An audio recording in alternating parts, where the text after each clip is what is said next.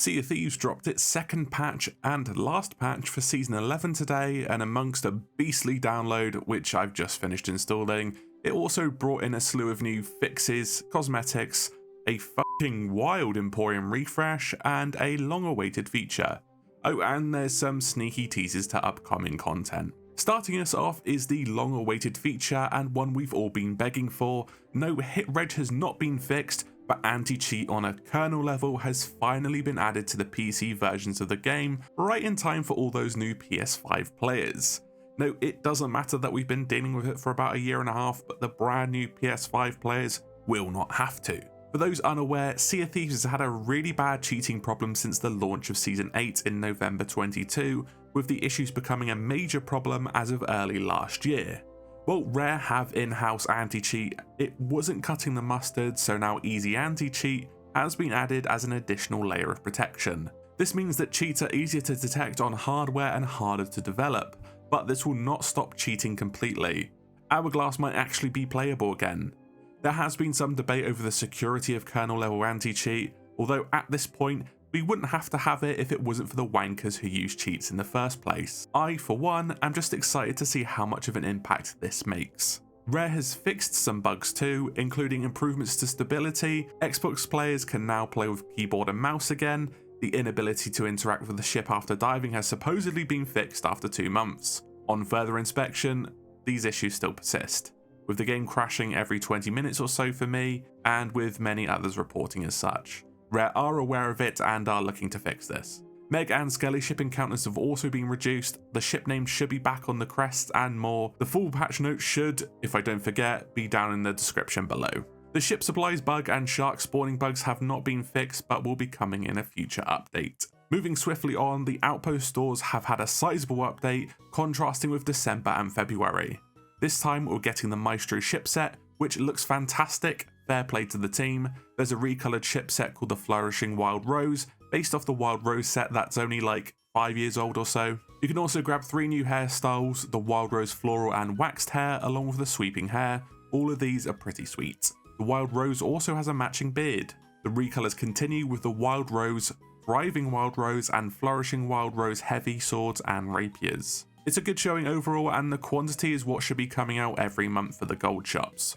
Coming up, you can earn the Sea Glass Rapier and the Golden Sailor Capstan next week as part of the 6th anniversary event, which has you tracking down these legendary Athena's Fortune bottles that award a variety of Athena's Fortune loot. The Pirate Emporium got an update. Surprise, surprise. You know, it actually did surprise me this time. Rare released their first recolored ship set in there, a recolor of the Isle Hopper set from Season 6. Not only is this a really strange choice from a business perspective, but also, why? I don't think anyone would be chomping at the bit to buy the same ship, or one they didn't want before, especially since it's not discounted if you own the original one, and they're still asking nearly 4,000 ancient coins for all the pieces. This does feel like an attempt at tiding things over until the new PS5 players pop in and spend some money in the Emporium. I'm sure we could go a month without a new Emporium update instead of this. Anyways, the Spartan ship set is in there too, which was part of a login bonus and drops, so I guess you can just buy the parts now. On a side note, this is actually a much cooler ship and maybe worth the money, I don't know. There's also the new usual stuff they add each month, like pets and emotes. Anyway, moving on to something a tad more exciting. The Reaper's Bones have decided to scrap the reconstruction of the Burning Blade on Shipwreck Bay, I wonder why, and they've moved the figurehead to the Reaper's hideout and just fucking tied it to the roof. The orb also has some new dialogue, and a new card has been turned over at the Orders building at Port Merrick. The cards now say Resurrection and below. The orb's new dialogue reads as follows. The orb has seen a partnership rekindled and a weapon more than it seems. Their destinies linked. Phantom parents separated for a lifetime are rejoined in the Athena's Tavern. The masked rogue and so-called pirate lord conspire to do their sickly good deeds. They have the blade that was taken from the hidden vault by a rat long now departed.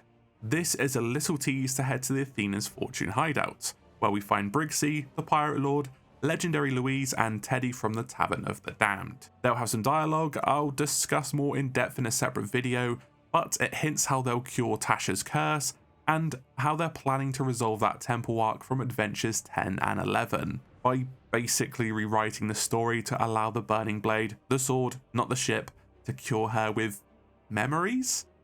So much for all that build up, I guess. The Reaper Parrot is also hiding up there, and fun fact, Tibia in the Reaper's lair now has got the same dialogue as Louise. I swear, they're just clowning me at this point after last week's video, I swear. Anyways, I'm still very excited to see what this is related to, and I hope all is not completely spoiled next week in the showcase. Overall, the update is decent, even if it required a massive download and introduced some crashes. At least we got some new story developments, and the gold shops were pretty good as well. I'm looking forward to what we have in the coming weeks for the next showcase. However, I do hope we begin to get some mid-season activities, since adventures are dead and we have no idea what will replace them, unless we're just going back to the 2021 events, something that was incredibly underwhelming.